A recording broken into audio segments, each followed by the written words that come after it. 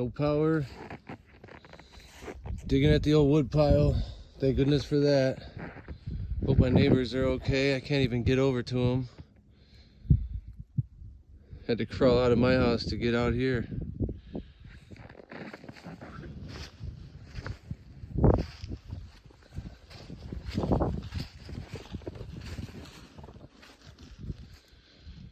That's my kitchen window. Not gonna be getting out of here in a while.